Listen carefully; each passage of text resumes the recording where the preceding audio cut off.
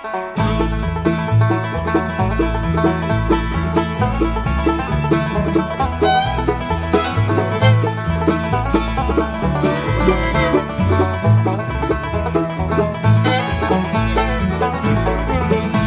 you been to Jesus for the cleansing power? Are you washed in the blood of the Lamb? Are you fully trusting in His grace this hour? Are you washed in the blood of the Lamb? Are you washed in the blood, in the soul cleansing blood of the Lamb?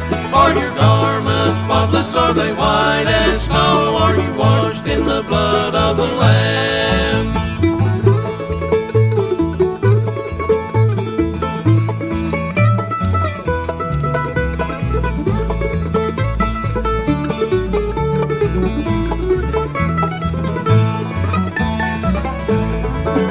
Are you walking daily by the Savior's side? Are you washed in the blood of the Lamb? Do you rest each moment in the crucified? Are you washed in the blood of the Lamb? Are you washed in the blood, in the soul cleansing blood of the Lamb? Are your garments spotless? Are they white as snow? Are you washed in the blood of the Lamb?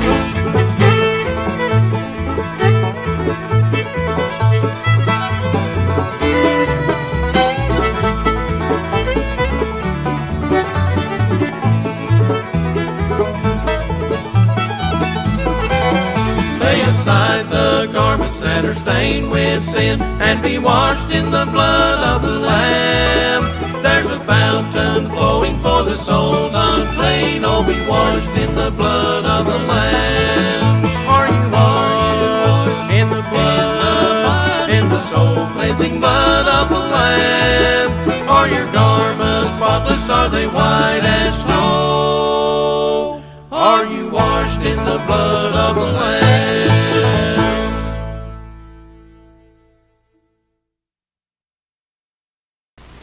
Welcome to Empty Cross Ministries Bible Study. I'm Brother David. The name of the program is KJV Exposed. That is King James Version Exposed. Because we use the King James Version, we look at each verse, break it down, bring it to life, and expose the meaning. Today we're going to be looking at Genesis chapter 19, and this is going to be part 1 of Genesis 19. We're going to be talking about Lot and the angels that came to visit with him. They came to visit the city of Sodom. So we'll get to that as soon as we open up here with the word of prayer. We're going to open up with the Lord's Prayer once again. Would you pray with me as He taught us to pray? Our Father, who art in heaven, hallowed be thy name. Thy kingdom come, thy will be done, on earth as it is in heaven. Give us this day our daily bread, and forgive us our trespasses, as we forgive those who trespass against us. Lead us not into temptation, but deliver us from the evil one. For thine is the kingdom, and the power, and the glory, forever and ever. Amen. Alright, as soon as I get it pulled up here, we'll get right to the study. And we're almost there. This computer is being slow for some reason.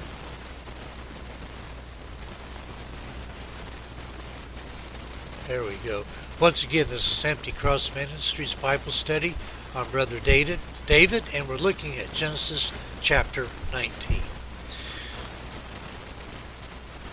Genesis chapter 19 verse 1 reads, And there came 2 angels to Sodom at even, and Lot sat in the gate of Sodom. And Lot, seeing them, rose up to meet them, and he bowed himself with his face toward the ground. 2 angels.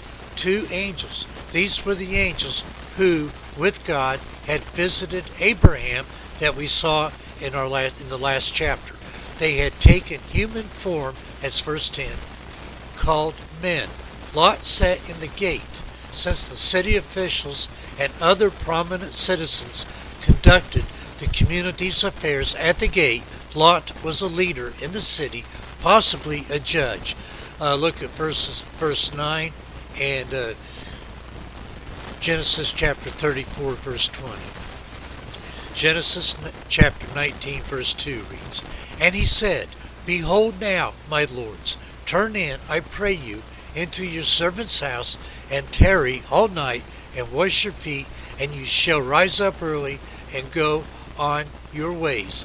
And they said, Nay, but we will abide in the street all night. Turn in, I pray you, into your servant's house."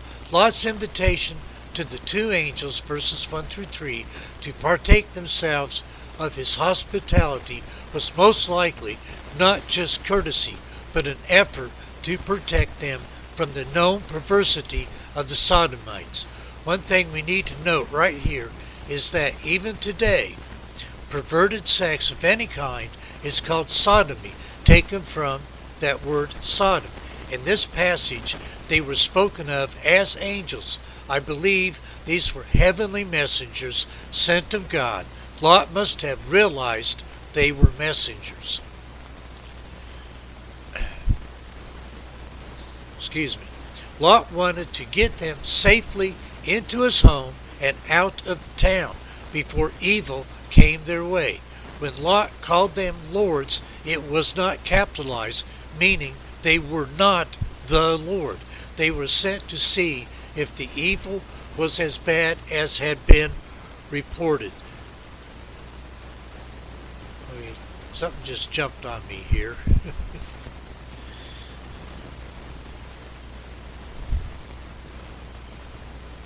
They were sent to see if the evil was as bad as had been reported, so they wanted to stay out in the street. Genesis 19 verse 3 reads, "And he pressed upon them greatly, and they turned in unto him, and entered into his house, and he made them a feast, and did bake unleavened bread, and they did eat." Pressed upon them greatly. Such was Lot's concern for these strangers that their stated preference to pass the night in the town square could not be permitted. Lot knew what might happen to them if they did not stay with him. I believe in this unleavened bread that Lot fed them. He was saying, I am free of sin. Leaven means sin, and he fed them unleavened bread. Genesis chapter 19 verse 4 reads, "But before they lay down, the men of the city, even the men of Sodom, compassed the house round, both old and young, all the people from every quarter." The men of the city, all the people, both the size of the lustful mob of men, boisterously milling around Lot's house, and the widespread nature of Sodom's moral perversion received emphasis both from the additional qualifiers used, all the people from every quarter, and both old and young, and the request made, verse 5, that we may know them. Even acknowledging legitimate exaggeration in this use of all would not detract from this emphasis. This was indeed a wicked city. Genesis chapter 19 verse 5 reads, "And they called unto Lot, and said unto him, Where are the men which came into thee this night? Bring them out unto us, that we may know them." That we may know them. The word know is to be interpreted in light of Genesis chapter 4 verse 1 as carnal or sexual knowledge, here referring to homosexuality. We are given a glimpse of the unspeakable possibilities of human depravity. They sought homosexual relations with the visitors. God's attitude toward this vile behavior became clear when he destroyed the city. Look at verses 23 through 29. Look at Leviticus chapter 18 verses 22 and 29. Leviticus chapter 29. Let me back up here a second. Look at Leviticus chapter 18 verses 22 and 29. Leviticus chapter 20 verse 13. Romans chapter 1 verse 26. And 1 Corinthians chapter 6 verse 9 and 1 Timothy chapter 1, verse 10. See, where all homosexuality behavior is prohibited and condemned by God. Look at those verses. The scripture clearly denounces homosexuality as an abomination, sin.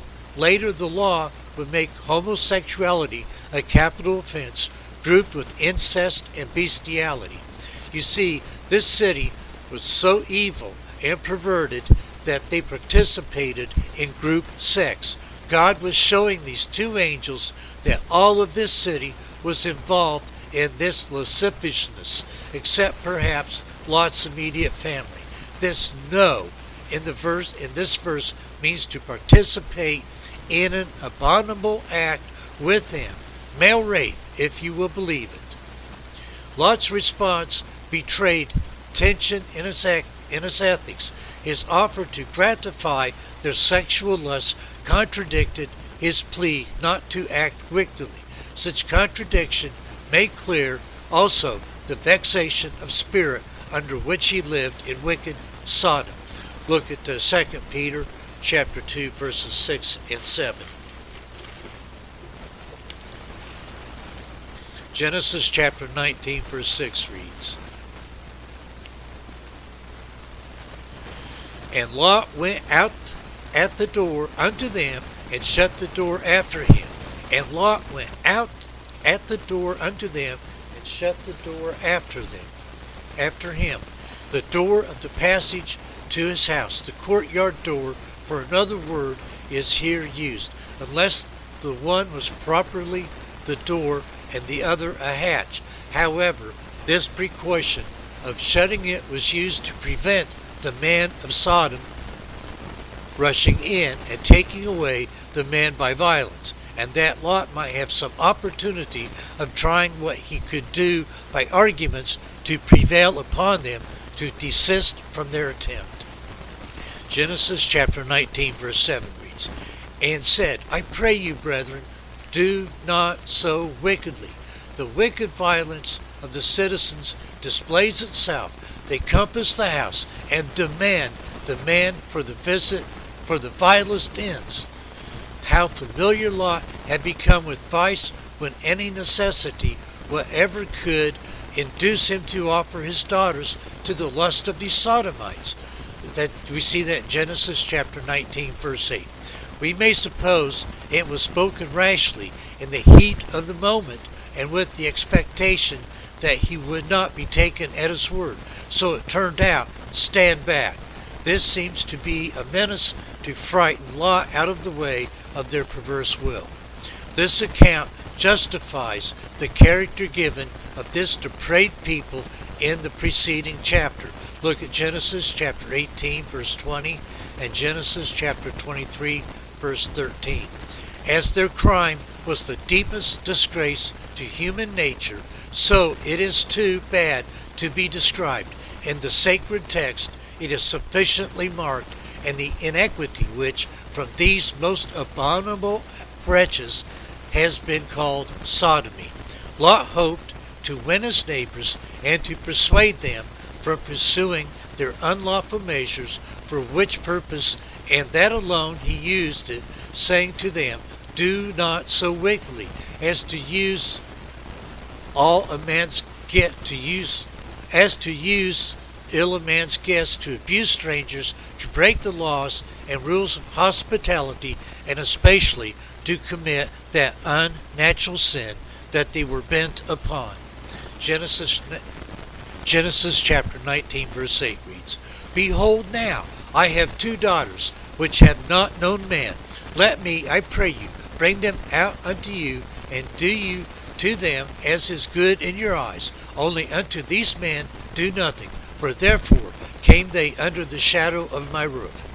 "I have 2 daughters" was an absolute amazing alternative to be offered by a believer. Do you to them as is good in your eyes. The constraints of Eastern hospitality and the very purpose for which Lot had invited the visitors in verses 2 and 3 compelled Lot to offer his daughters for a less deviant kind of wickedness, so as to protect his guests. Look at Romans chapter 1 verses 24 through 27. This foolish effort shows that while Lot was right with God, look at 2 Peter verses 7 and 8. This foolish effort shows that while Lot was right with God, he had contented himself with some sins and weak faith rather than leaving Sodom. But God was gracious to him because he was righteous by faith before God. Why Lot had not moved out of this evil city before now baffles me. He knew how perverted they were. I really believe the reason Lot offered his daughters to these men in this scripture was to show that sex sin between a man and a woman, even though it is very bad, is not as bad as it is between two men.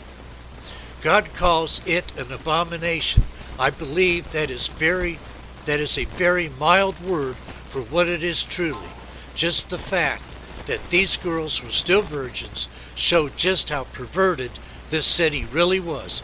Lot called these evil men brethren, which means a pretty bad thing. He was either overlooking their sins and fellowshipping with them, or he was involved himself. Either way, it was terrible. For a dad to offer his daughters to this evil bunch did not speak too highly of Lot. Genesis chapter 19 verse 9 reads, "And they said, Stand back. And they said again, This one fellow came in to sojourn, and he will needs be a judge. Now we will deal worse with thee than with them. And they pressed sore upon the man, even Lot, and came near to break the door." Be a judge. Their accusation suggests that Lot had made moral pronouncements before, but his evaluation was no longer tolerable. Pressed sore. Homosexual deviation carries an uncontrollable lust that defies restraint. Even when blinded, they tried to fulfill their lust. Look at verse 11. These men, filled with lust, would not listen to Lot. They even called him an outsider. One sin leads to another. They were about to break and enter Lot's home to get the men. Verses 10 and 11 we come to now. Lot was now being protected by those whom he had earlier sought to protect. Genesis chapter 19 verse 10 reads, "But the man put forth their hand and pulled Lot into the house to them and shut the door. But the man put forth their hand. They came to the door and opened it and put out their hands, and on one side the door and the other on the other, and pulled Lot into the house to them and shut the door. And thus they rescued Lot from the fury and rage of the man of Sodom, and prevented his daughters being exposed unto them as he had offered. This action showed them to be more than man, that they should open the door, take in Lot, and shut it so suddenly. The men of Sodom could take no advantage of it, could neither retain Lot nor enter the door when opened, and especially what follows. Genesis chapter 19 verse 11 reads, "And they smote the man that were at the door of the house with blindness, both small and great, so that they wearied themselves to find the door. And they smote the man with blindness." This has been understood in two ways. First, the angels, by the power which God had given them, deprived these wicked men of a proper and regular use of their sight, so as either totally to deprive them of it, or render it so confused that they could no longer distinguish objects, or second, they caused such a deep darkness to take place that they could not find Lot's door. The author of the book of the Wisdom of Solomon was evidently of this latter opinion, for he says they were compassed about with horrible great darkness. We see that Genesis chapter 19 verse 17. See a similar case of Elisha and the Syrians in 2 Kings chapter 6 verse 18. I need to stop here and get a drink.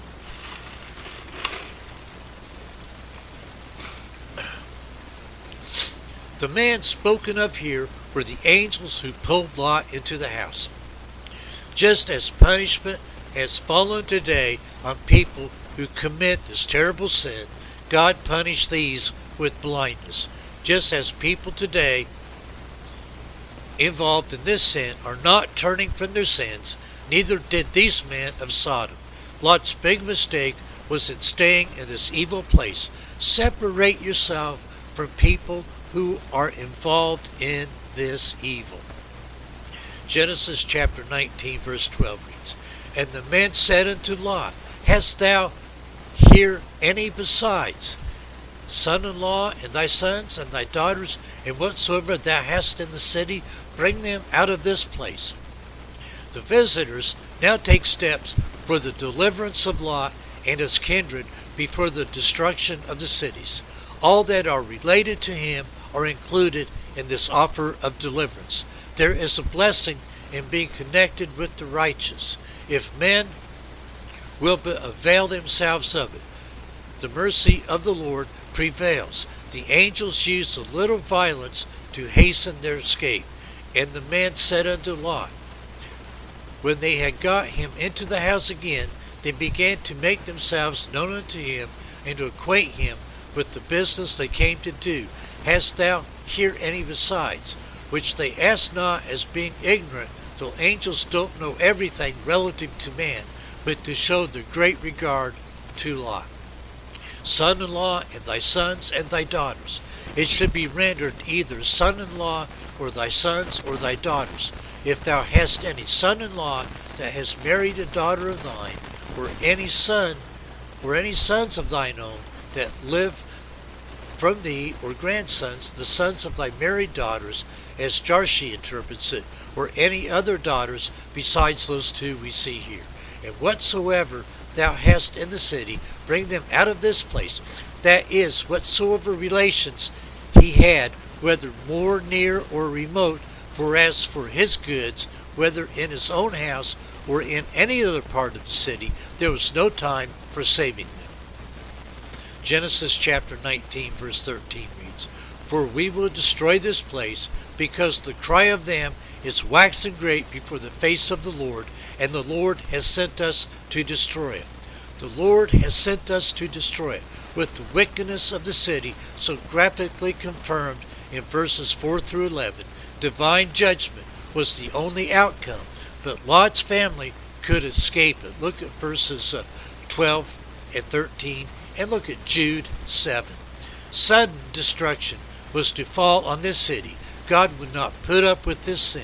These angels had orders from God to call down fire from heaven. These angels were warning Lot and his family to get out. Genesis chapter 19 verse 14 reads, And Lot went out and spake unto his sons-in-law, which married his daughters, and said, Up, get you out of this place, for the Lord will destroy the city. But he seemed as one that mocked unto his sons-in-law.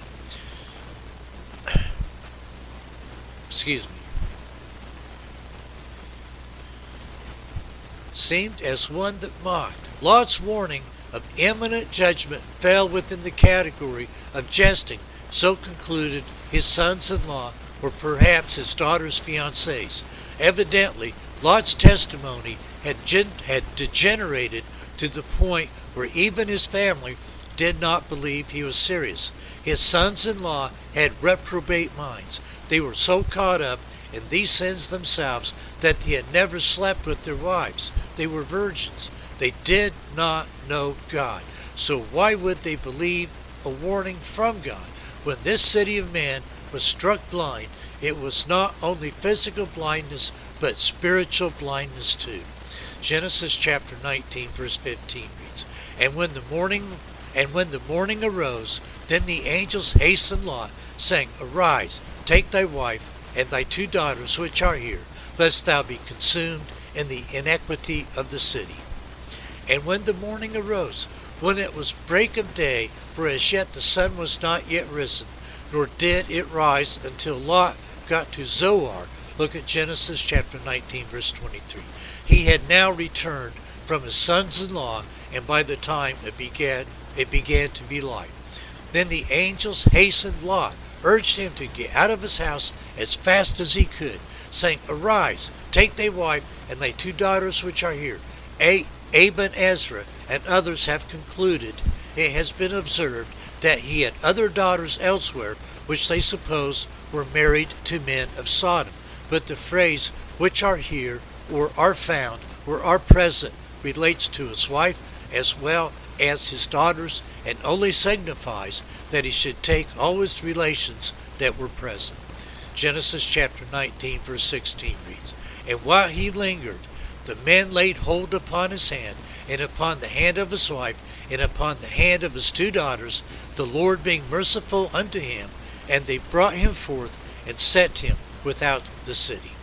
The Lord being merciful unto him, this reason elsewhere described as God having remembered Abraham, verse 29, is why, in the face of Lot's seeming reluctance to leave, that is, he hesitated,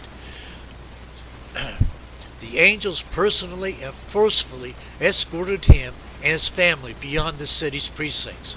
I cannot believe that Lot and his family were slow to leave and had to be led away from this evil city by these 2 angels. The girls went without their husbands. They were better off without them if they were caught up in homosexuality. I do not find where Lot had made a stand for God in this city. The Lord showed mercy to him, probably because of Abraham, and also because he befriended the angels. We come now to verses 17 through 21. An urbanized lifestyle was apparently superior to a lonely one in the mountains, and might be why Lot, playing upon the mercy already shown him, negotiated for an alternative escape destination, another city. The angels rely, verse 21, indicated that this city was included in the original judgment plan, but would be spared for Lot's sake. Genesis chapter 19, verse 17 reads, And it came to pass, when they had brought them forth abroad, that he said, Escape for thy life, look not behind thee, neither stay in all the plain, escape to the mountain, lest thou be consumed. When they had brought them forth, every word here is emphatic. Escape for thy life. Thou art in the most imminent danger of perishing. Thy life and thy soul are both at stake. Look not, look not behind thee. Thou hast but barely time enough to escape from the judgment that is now descending.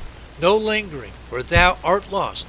One look back may prove fatal to thee, and God commands thee to avoid it. Neither stay thou in all the plain, because God will destroy that as well as the city. Escape to the mountain, on which these judgments shall not light, and which God has appointed thee for a place of refuge, lest thou be consumed. It is not an ordinary judgment that is coming. A fire from heaven shall burn up the city, the plain, and all that remain in the cities and in the plain. Both the beginning and the end of this exhortation are addressed to his personal feelings, skin for skin, and self-preservation.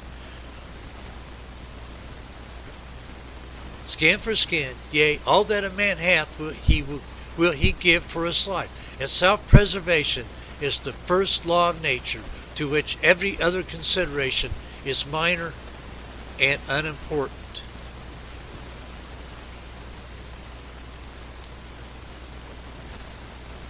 Lot and his family had to leave their home and their belongings, but they should have been very thankful to get out with their lives.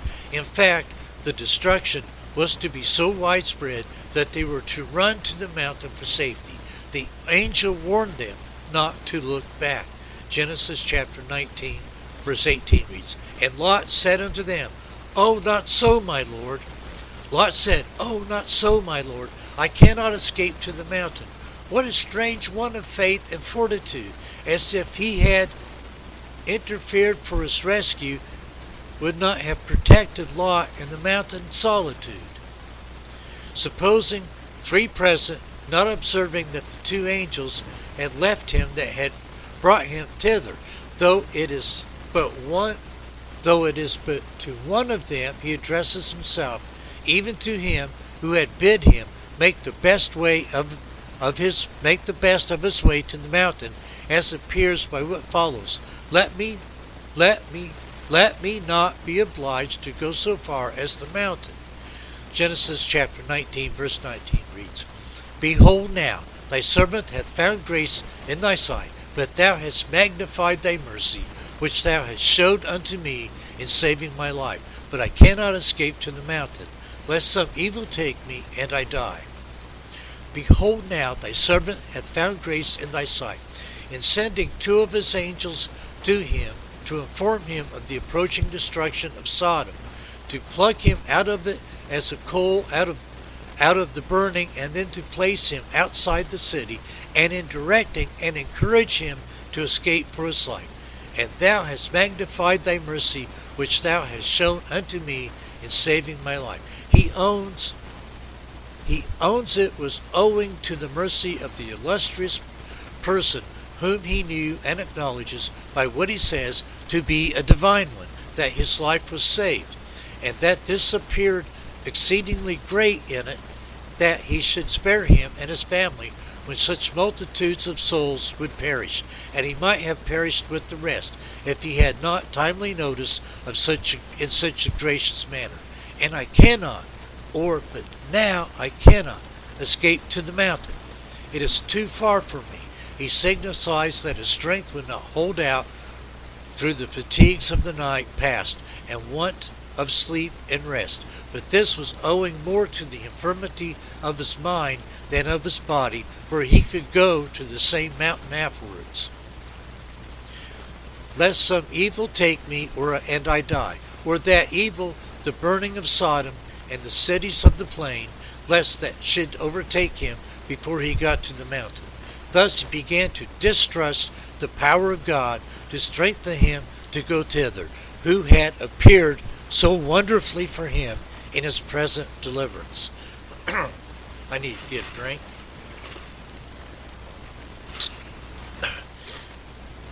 And he might have assured himself that he brought him out of Sodom would never suffer him to perish in the destruction of it. We now come to Genesis chapter 19, verse 20, and it reads, Behold now, this city is near to flee unto, and it is a little one. Oh, let me escape thither. Is it not a little one? And my soul shall live. The mountain was preserved by its elevation from the flood of rain, sulfur, and fire, which descended on the low ground on which the cities were built. Lot begs for a small town to which he may retreat, as he shrinks from the perils of a mountain dwelling, and his request is mercifully granted. This was a prayer of Lot to the Lord. Can you even believe that Lot would question God on this? He realized God had been merciful, but still wanted to alter the plans that God had made for his safety. It seemed Lot did not want to live in the country where you have to work with your hands. He was a city dweller. Just read on and see if the Lord answers his prayer. Genesis chapter 19, verse 21 reads, And he said unto him, See, I have accepted thee concerning this thing, also that I will not overthrow this city for the which thou hast spoken. I will not overthrow this city. That God not only spared Sodom until Lot was saved, but also another city that was Bela, permanently because of his prayer, is one of the strongest Old Testament illustrations of eternal security of backslidden believers. In spite of Lot's deep apostasy, the New Testament assures us that he was a righteous man that is redeemed, and that his righteous soul was daily vexed with the unlawful deeds of his sodomite neighbors. Look at 2 Peter chapter 2, verse 8. Doubtless, Lot will be among those who shall suffer loss, but he himself shall be saved, yet so as by fire. Look at 1 Corinthians chapter 3, verse 15. Genesis chapter 19, verse 22 reads, Haste thee, escape thither, for I cannot do anything till thou come thither. Therefore the name of the city was called Zoar. Haste thee, escape thither. Seeing he had granted him his request, he is urgent upon him to be gone, and not to delay, and not to delay upon any account or make other excuses. I cannot do anything till thou be come hither. So these heavenly messengers had the strictest commission excuse me, to take care of Lot and his family, and even the purposes of divine judgment could not be accomplished on the rebellious till this righteous man and his family had escaped from the place. Consistent with the decree of God that Lot and his family should be delivered and preserved, and with this promise made to him that he would not overthrow that city, therefore the catastrophe which would befall all the cities at once could not begin until he was safely arrived there. Therefore the name of the city was called Zoar in later times, and probably first by Lot from his use of the word little, which was his request, which Zoar signifies. It before was called Balaam. Look at Genesis chapter 14, verse 2. God answered Lot's prayer. It seemed this city as well had been set for destruction, but the Lord spared it for Lot to dwell in. The name Zoar means little. The angel told him to hurry so that he could carry out the destruction. Genesis chapter 19, verse 23 reads, The sun was risen upon the earth when Lot entered into Zoar. And the sun was risen upon the earth when Lot entered into Zoar, which is observed partly to point at the time of his entrance into the city, and of the burning of Sodom, which began at the same time, and partly to show what a fine morning it was, and what little appearance there was of such a tempest rising as quickly as it did, so that the inhabitants of Sodom were up so early, little thought of so sudden a catastrophe, and those that were in their beds were at once surprised with it. It was morning of light and joy to Lot, who was so wonderfully delivered, but a dreadful one to the men of Sodom and the rest of the cities of the plain, with whom the scene was soon altered. Lot, instead of cheerfully obeying the commandment of the Lord, appealed to the great mercy shown to him and the preservation of his life, and to the impossibility of his escaping to the mountains without the evil overtaking him, and entreated therefore that he might be allowed to take refuge in the small and neighboring city, Balaam, which received the name of Zoar. Look at Genesis chapter 14, verse 2. Genesis chapter 19, verse 24 reads, Then the Lord rained upon Sodom and upon Gomorrah brimstone and fire from the Lord out of heaven. Here the Lord is represented as present in the skies, whence the storm of desolation comes, and on the earth where it falls, brimstone and fire from the Lord out of heaven. When morning came, verse 23, judgment fell, and any natural explanation about how the Lord used combustible sulfur deposits to destroy that locale falters on the emphatic indication of miraculous judgment. Brimstone could refer to any inflammable substance, perhaps volcanic eruption, and an earthquake with a violent electrical storm overthrew the area. Look at verse 25. That area is now believed to be under the south end of the Dead Sea. Burning gases, sulfur, and magma blown into the air all fell to bury the region.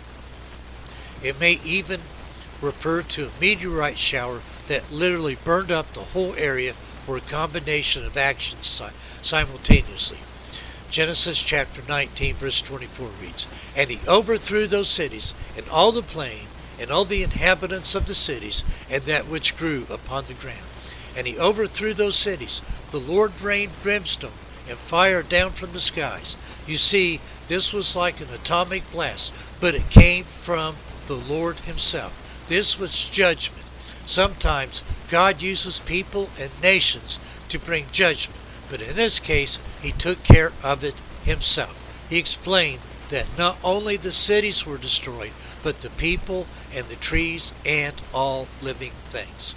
Genesis chapter 19, verse 26 reads, But his wife looked back from behind him, and she became a pillar of salt. His wife looked back. Lot's wife paid the price of disregarding the angelic warning to flee without a backward glance. Look at verse 17. In doing so, she became not only encased in salt, but a poignant example of disobedience, producing unwanted reaction at Judgment Day. Look at Luke chapter 17, verses 29 through 32. Even as her home cities became bywords of God's judgment on sin. Look at Isaiah chapter 1, verse 9, Romans chapter 9, verse 29, and 2 Peter chapter 2, verses 5 through 6. She became a pillar of salt. Jesus used this incident as a warning to others not to look back. Look at Luke 17, verses 21 through 33. Lot's wife apparently lingered behind, continually and longingly looking back on her beloved possessions, and was buried by the explosion that resulted from the destruction of the city. Disobedience to God can bring instant, sudden destruction, as it did to Lot's wife. The Bible says, even now, when you put your hand to the plow, do not look back. Genesis chapter 19, verse 27 reads, And Abraham got up early in the morning to the place where he stood before the Lord. And Abraham got up early in the morning. Perhaps he had but little sleep the whole night, his thoughts being taken up with what was to befall the cities of the plain, and especially being in great concern for Lot and his family.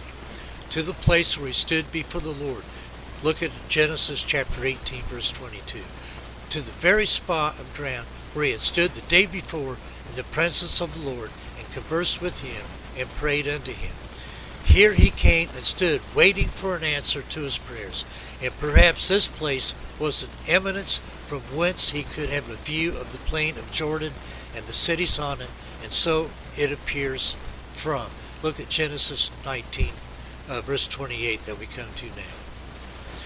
Genesis chapter 19, verse 28 reads, And he looked toward Sodom and Gomorrah, and toward all the land of the plain, and beheld, and lo, the smoke of the country went up as the smoke of a furnace.